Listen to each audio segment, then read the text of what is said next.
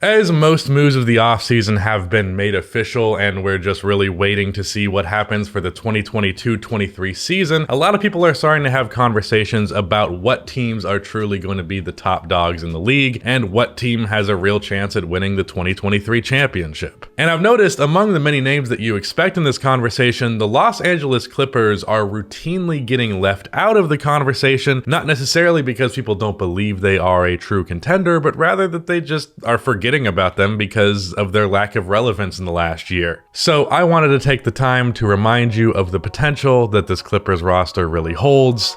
You shouldn't forget about this team.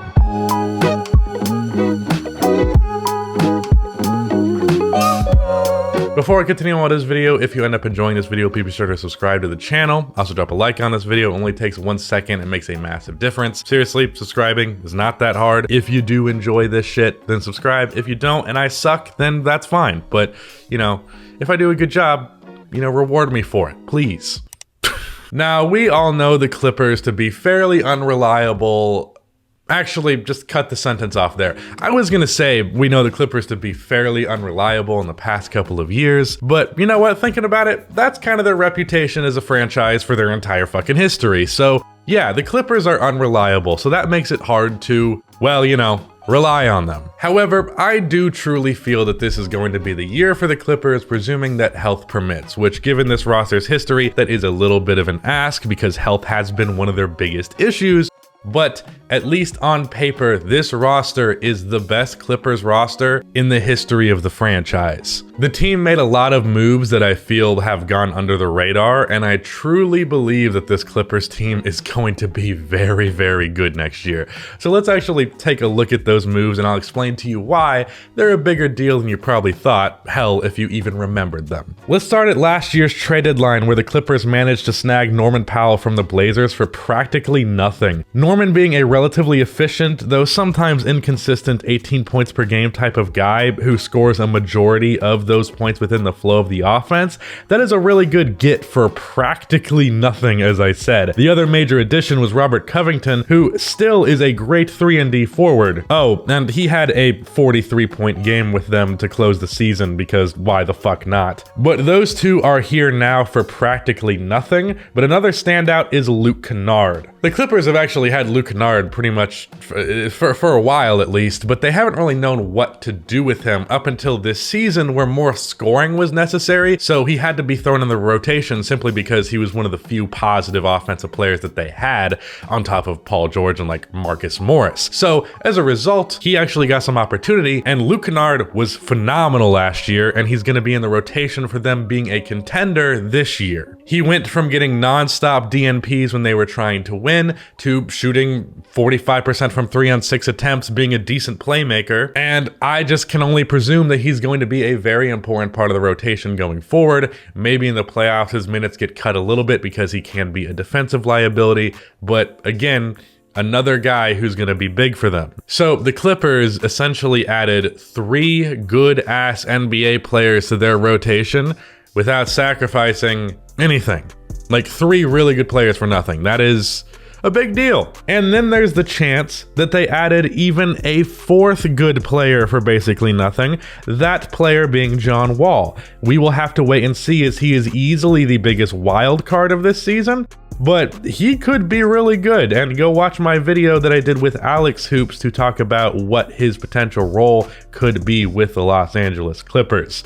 There's a more in-depth conversation about it over there. But if you haven't gathered already, what really excites me about this Clippers team is how deep they are. And that's not something that I typically praise. Ironically, because of the Clippers, I've come to the conclusion that depth is one of the more overrated aspects of basketball.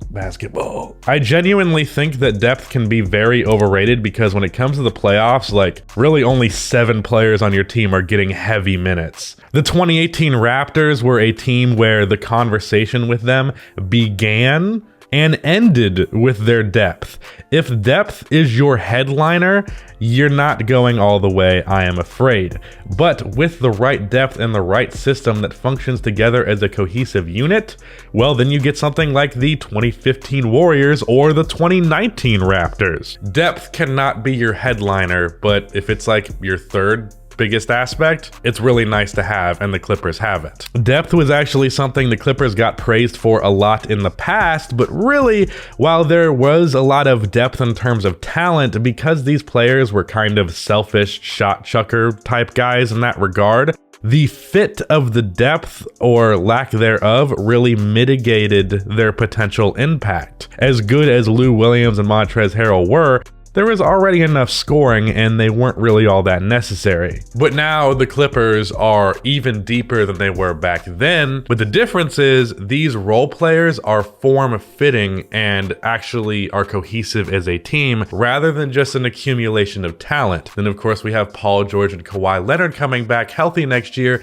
and that is a huge headliner, especially after Paul George really had a bounce back year last year. The depth is different and complementary to your 2-star to superstar level players, and frankly, being coached by one of the best coaches in the league rather than a doofus still coasting off of the momentum of a championship that was won during the Bush administration, I truly feel like this is the best version of the Clippers by far, and they're as good as anyone that you put in front of them. Unfortunately, I can't be the one who bets all of his money on the Clippers being the team that wins the title just simply because of their health history, but if health was a non-factor, the Clippers might be my title favorite, and they very much deserve your respect and deserve to at the very least be mentioned when we're talking about contending level NBA teams. Also, this is a complete side observation that has nothing to do with this video, but I just had it like while writing the script of this. Did anyone notice that what we thought the potential doomed future of the Clippers would be